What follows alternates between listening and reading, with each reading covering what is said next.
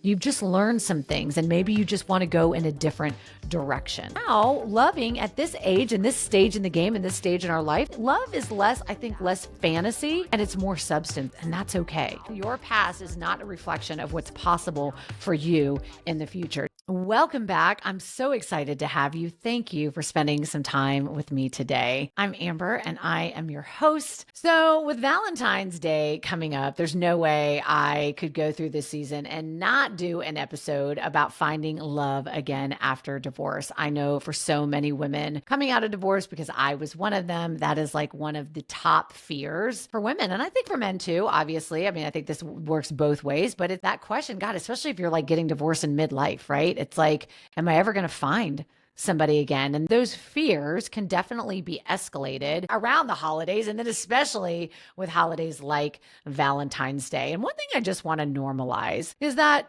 listen, finding love after divorce, it's not simple. It's not like in our 20s and we have like not a care in the freaking world and all we really have to worry about is first date jitters. Like we know especially if you've got kids and you are trying to get out and date again, then starting over and dating and in midlife where you've got a full life, you've got kids and you've got established routines and there's sports and there's work obligations and all of these things, like the stakes just feel higher. And it's because they are. It's tough. But one of the things that I think we often miss in this conversation about dating after divorce is when we go through dating, it's not just about trying to find somebody new. There is a tremendous opportunity in dating again, post-divorce or coming out of a relationship. There's a tremendous opportunity to really rediscover yourself and what you want in a relationship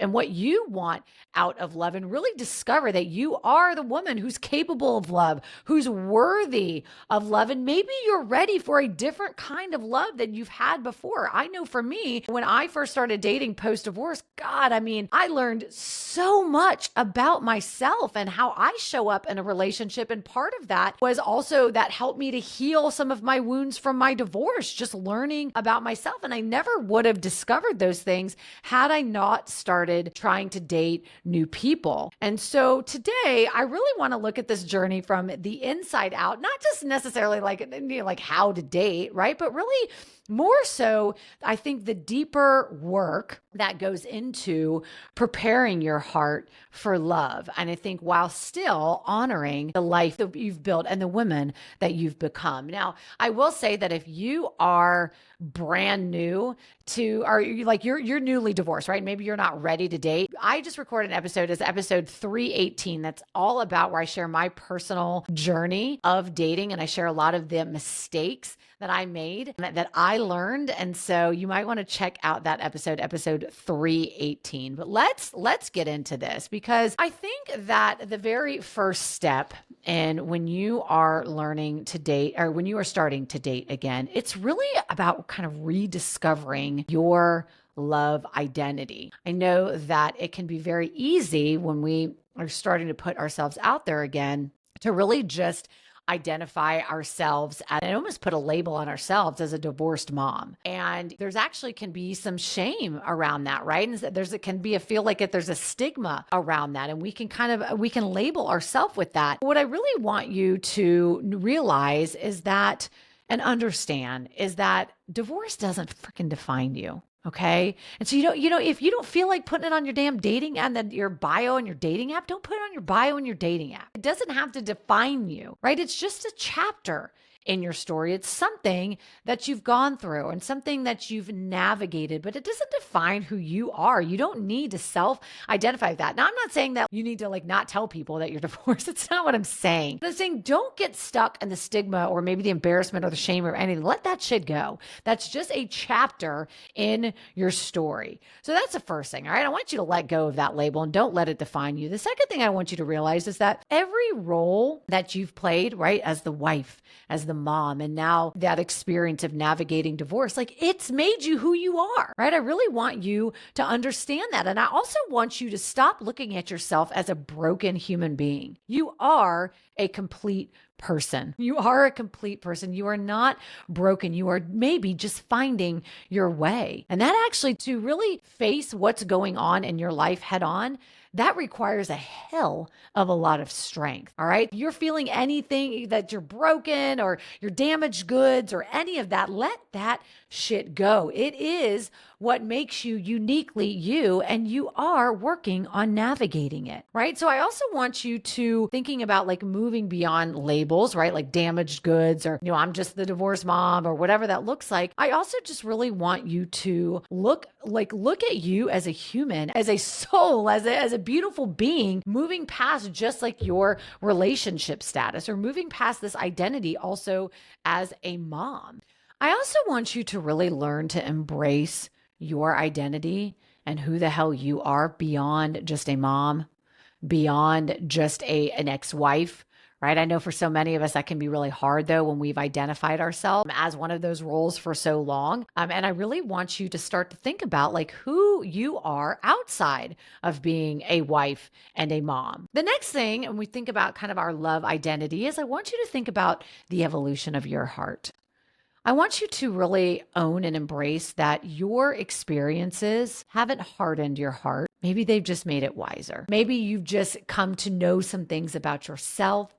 Maybe you've come to learn more about things you want, things that you don't want, right? But your heart isn't closed. You've just learned some things and maybe you just want to go in a different direction. So that's the first thing I want you to remember. I also want you to realize and embrace that at this age, especially coming out of what you've come out of post-divorce, you have learned to love differently now. Now loving at this age and this stage in the game and this stage in our life, like love is less fantasy and it's more substance, and that's okay. Yes, in the beginning, there's all the feels, that magical beginning. But I think that what I've found in dating is as we get older, that magical beginning, I'm not as interested in the magical beginning. I'm interested more in the substance now because that's what's going to last.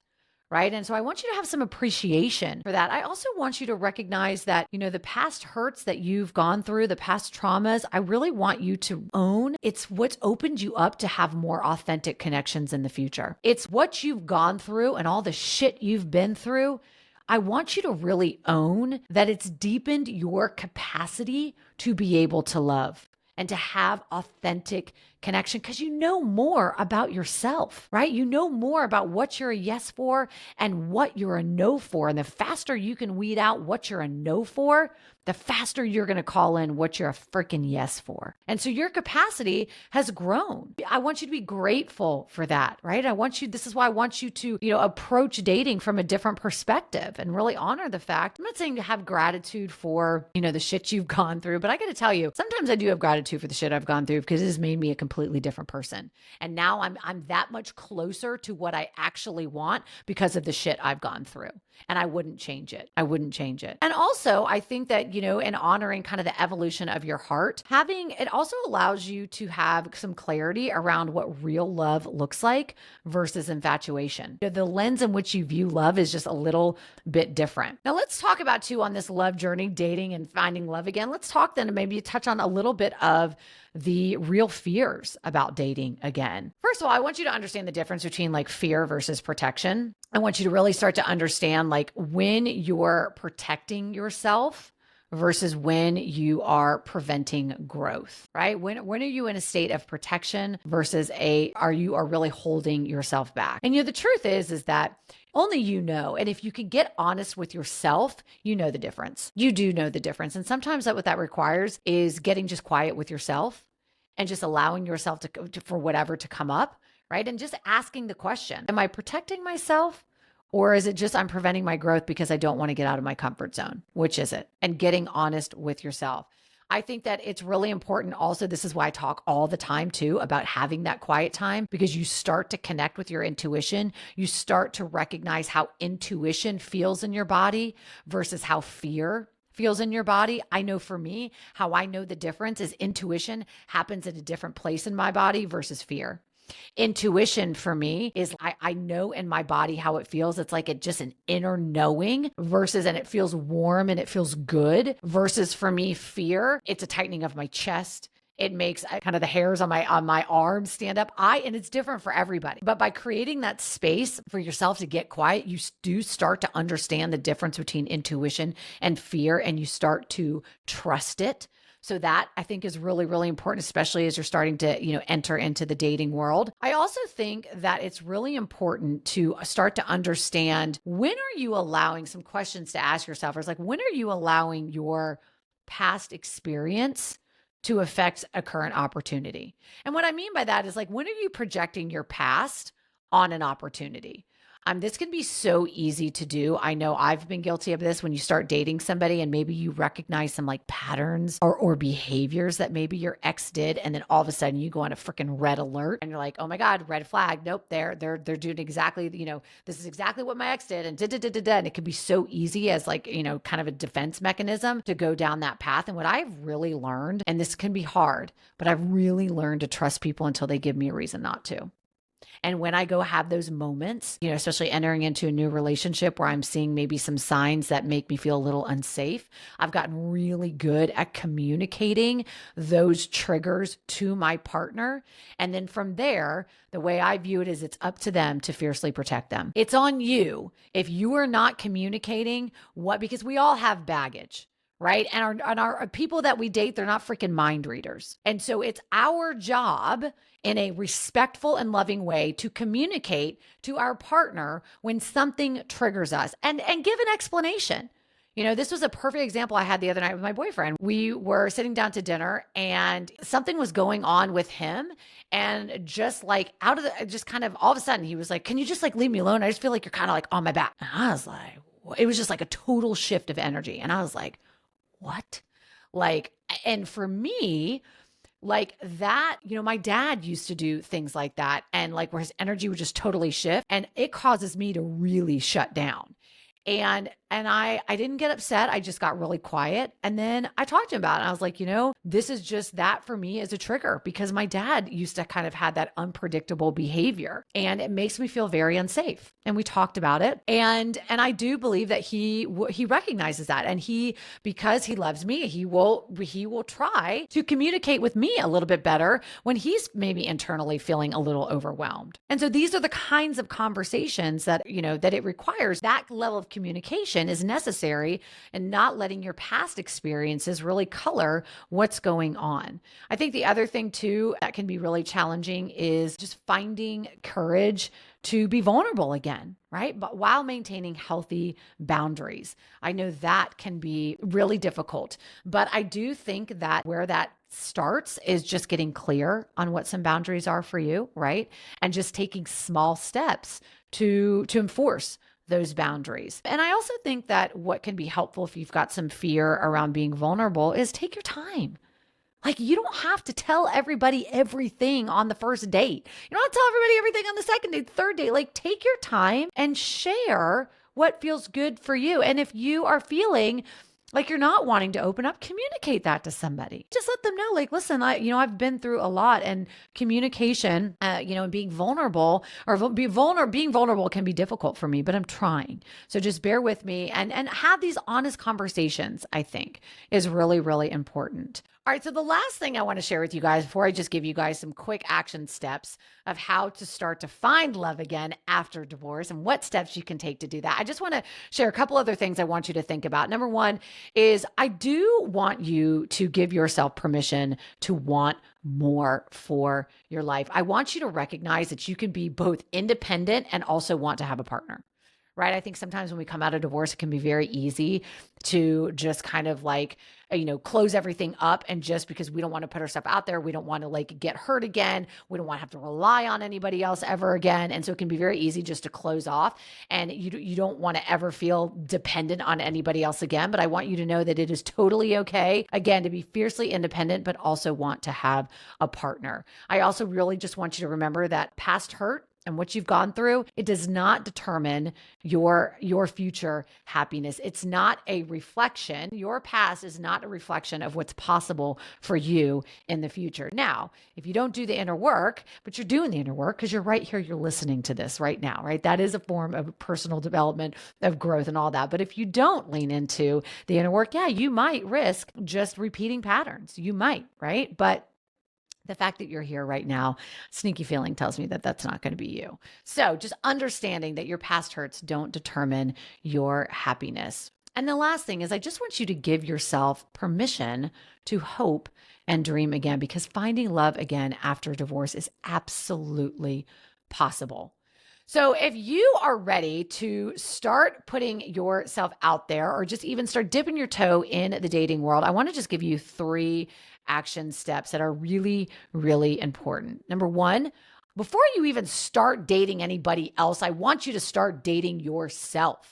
I want you to start dating yourself. And so the first thing I want to suggest is the monthly courage solo date. I want you, before you start trying to get with somebody else, I want you to start feeling really, really comfortable with being by yourself. That's so, so important. It allows you to move from a place of I need a partner to I want a partner. And I'm at a place in my life where I'm so good with being on my own that I want to only have people in my life that add to my life, because I don't need anybody. I want a partner, but I don't need a partner. And there is a huge difference. You will put up with a whole hell of a lot less bullshit when you operate from a place of I want a partner versus I need a partner. So I want you to do a monthly courage solo date. You could start by making a list of 12 activities, 12 things that both light you the hell up and also maybe challenge you. Get really good at falling in love with being by yourself again. So girl, maybe that's taking a dance class solo, ballroom dancing. I know I've always wanted to learn to do ballroom dancing. Maybe that's going to like new awesome restaurant and going to that new trendy restaurant, that new restaurant they just opened up, and having a solo date, either sitting at the bar or go sit at a table. Now I can tell you, like, the real boss move is like sitting at a damn table, right? Because you are really by yourself. But if you sit at the bar, that still counts too. And that'll give you an opportunity to be social with people, right? So go dine alone, maybe go to that networking event or go to a concert by yourself. Like, challenge yourself. That's where the growth freaking happens. I'm going to tell you what, when I rattled off any one of those, if your initial reaction, your immediate reaction was like, no, wait, what? I'm not doing that. That's the one I want you to do. The one that you had such a negative response to that just terrified the hell out of you, girl, that's the one I want you to do. Okay? Pick it. All right. I want you to do that.